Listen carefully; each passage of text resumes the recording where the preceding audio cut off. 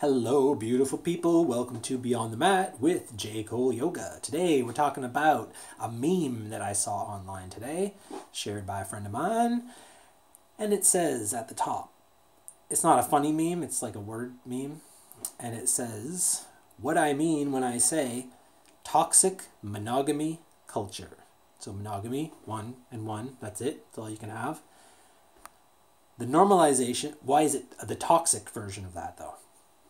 Which I feel like I kind of worked through a lot of these throughout my life, through my childhood and everything. And I might have a little something to say about it because I've kind of been through some of this stuff, both me doing it and other people doing it back to me. So what I mean when I say toxic monogamy culture, the normalization of jealousy as an indicator of love. So I'm so fucking jealous right now. That shows how much I love you. You're talking to that dude, but me freaking out shows how much in love that I am with you. Like, that's what it shows. Number two, the idea that a sufficiently intense love is enough to overcome any practical incompatibilities. So again, it's kind of like, we don't really work, but I love you.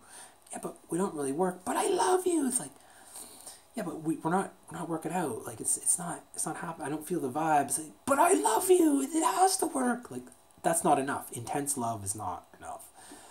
Number three, the idea that you should meet your partner's every need, and if you don't, you're either inadequate or they're too needy. Ugh. Yeah, we often take it upon ourselves to be the one who creates the happiness in another person. And I mean, this is never going to work out until all of your happiness is created by you. You create your happiness. It's not from external factors. When you're relying on external factors can be altered, changed, grow, or be taken away completely. And that leaves you with the nothing. And that leaves you in the pain of having the nothing.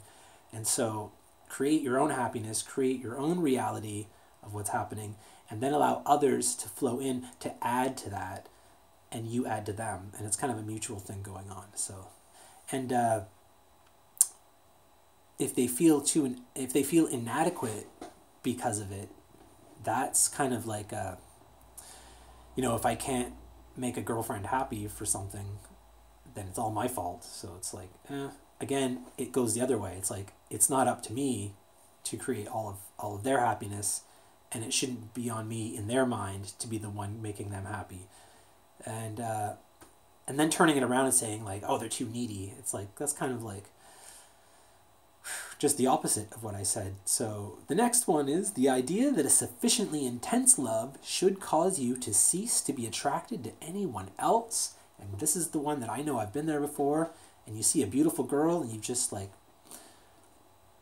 I see her, but I'm not going to look, because I don't want my girlfriend to see me looking and get upset. And it's like, it's okay if you look at a beautiful person and appreciate some beauty happening. But when you start to put blinders on all the time and you're like, no, dude, I don't even see other girls, man. I don't even see other women. They're just all ugly to me. Like, everyone's just ugly.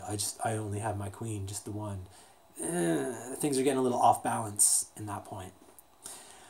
The idea that commitment is synonymous with exclusivity. So these are things you got to talk about. Are we exclusive or are we not exclusive?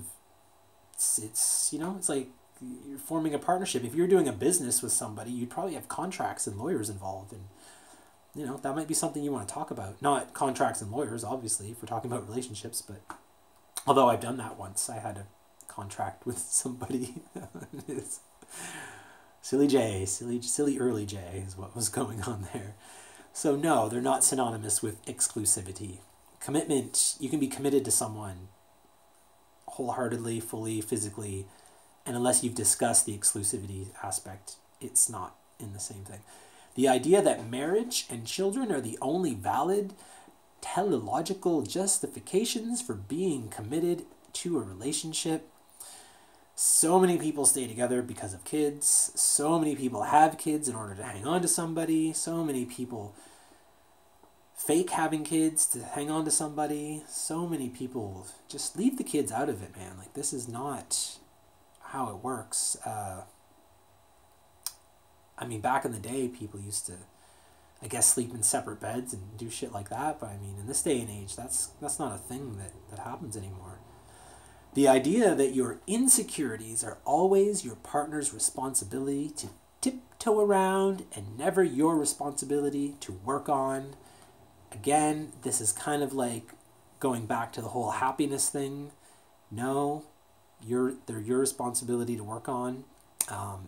Insecurities are your own issue.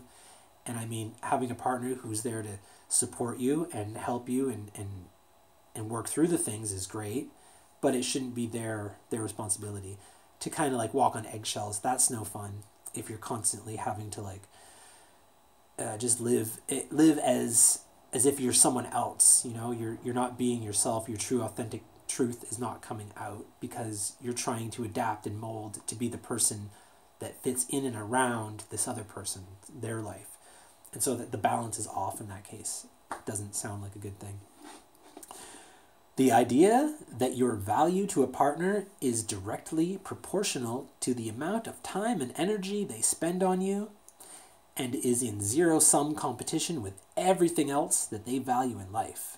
So the idea that your value to a partner is directly proportional to the amount of time and energy that they spend on you is bullshit, because it's not. Someone might love you with all their heart and might respect you and it might be the perfect person, but holy fuck, they have a job that's just taken over their whole life and it eats up a lot of their time, so they might have all the love and compassion for you, but they can't be around you 24/7.